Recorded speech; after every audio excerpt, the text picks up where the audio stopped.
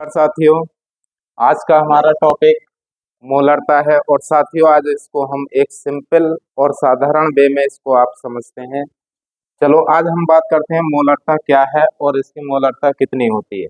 दूसरी चीज, मोलरता पे किसका प्रभाव पड़ता है, किसका प्रभाव नहीं पड़ता है, इसकी यूनिट क्या है, सब इसके बारे में एक्सप्लेन करेंगे। यहाँ से बोर्ड में कुछ ना कुछ टॉपिक आपका जरूर आता है। तो साथियों, हम एक चित्र के माध्यम से इसकी डेफिनेशन को एक्सप्लेन करते हैं। क्या है इसकी डेफिनेशन, वो सुनते हैं। तो डेफिनेशन ये कहना चाहती है कि अगर हमारा कोई भी विलयन है, क्या है विलयन, और विलयन कितना होना चाहिए, 1 लीटर।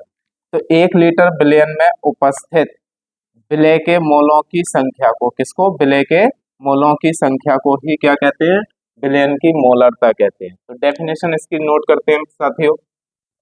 किसी विलयन के, किसी विलयन के 1 लीटर या 1000 ml आयतन में उपस्थित विलेन विलेय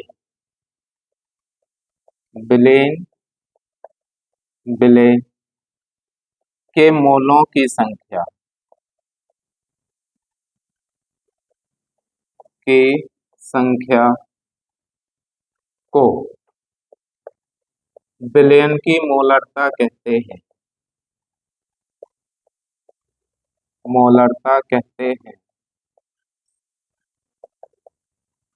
इसे m से प्रदर्शित करते हैं, प्रदर्शित करते हैं। और साथियों, शुद्ध जल की मोलरता 298 के पर कितनी आती है, तो नोट करके लिखना है। और नोट में क्या लिखना है वो देखते हैं। नोट में लिखना है 298 के पर शुद्ध जल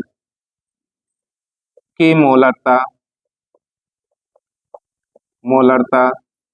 55.56 m होती है।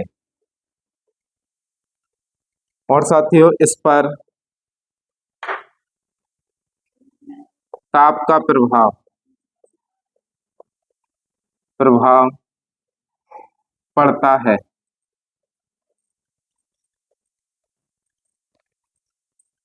इसका फॉर्मूला क्या है, तो फॉर्मूला ये है, मोलरता बराबर m से इसको शो करते हैं, स्मॉल w बटे स्मॉल m गुणा v। या तो आयतन को लीटर में चेंज करो, लीटर में अगर चेंज नहीं कर रहे हो तो फिर इसमें मल्टीप्लाई कितने का कर देना, 1000। अगर इसके यूनिट की बात करें तो यूनिट इसकी आती है मोल प्रति लीटर, मोल प्रति लीटर। और भी लिख सकते हैं इसको, और क्या लिख सकते हैं, mole litre inverse, mole litre inverse. तो साथ ही इसको हम एक एग्जाम्पल के थ्रू समझते हैं। तो एक एग्जाम्पल सपोज करो, 5.85 ग्राम NaCl को 200 ml जल में घोला गया तो मोलरता ज्ञात करो, मोलरता ज्ञात करो, मोलरता ज्ञात करो। तो साथियों, जब हम इसके आंसर की बात करते हैं तो जो भी कोई हमें यूनिट ग्राम में दी होती है वो हमेशा किसकी वैल्यू होती है, तो वो होती है हमारी W, 5.85 ग्राम। दूसरी चीज, जो भी फॉर्मूला आपको मिलेगा उससे क्या निकालना है, इसका मोलर मास। NaCl का मोलर मास निकालेंगे तो ये कितना आता है, 58.5। कैसे आया, Na का 23 होता है, Cl का 35.5, अगर दोनों को ऐड कर दें तो 58.5। अच्छा, ml का भी मिलेगा तो ml इसका वॉल्यूम होगा, वॉल्यूम को 200 ml से शो करते हैं तो 200 ml हो गया। पूछ क्या रहा है हमसे, मोलरता पूछ रहा है, तो मोलरता को हम किससे करेंगे, m से। m इक्वल टू क्या, m इक्वल टू क्या में साथियों, अब हम इसको सॉल्व यहाँ करते हैं। तो फॉर्मूला क्या है, फॉर्मूला देखते हैं। तो फॉर्मूला हमारा जो है m इक्वल टू W/m गुणा v मल्टीप्लाई कितना 1000। अगर हम W की बात करें तो हमें दे रखा है 5.85 ग्राम, और हमारा मल्टीप्लाई में कितना है, तो मल्टीप्लाई में हमारा आ जाएगा 1000, और डिवाइड कितना, तो मोलर मास कितना है 58.5 है, और ये वॉल्यूम कितना दे रखा है 200। अगर हम बात करें ऊपर दशमलव के कितने स्थान है, तो 2 है, नीचे कितना है 1। दशमलव से दशमलव हटाएंगे तो एक स्थान बचा, एक स्थान से 0 काट देते हैं।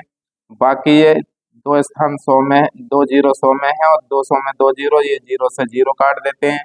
इसके बाद 58 से 58 को काटेंगे कितने बार, एक बार, 585/585 एक बार कट जाएगा। क्या बचा हमारे पास, 1/2 बचा। 1/2 को और डिवाइड करके देखें तो 0 पॉइंट कितना आ जाता है 5। तो 0.5 क्या आ गई इसकी मोलरिटी, और मोलरिटी का यूनिट क्या होता है, मोल पर लीटर, मोल पर लीटर। तो साथियों ये था हमारा सॉल्यूशन, और आगे मिलते हैं नेक्स्ट वीडियो के साथ। धन्यवाद।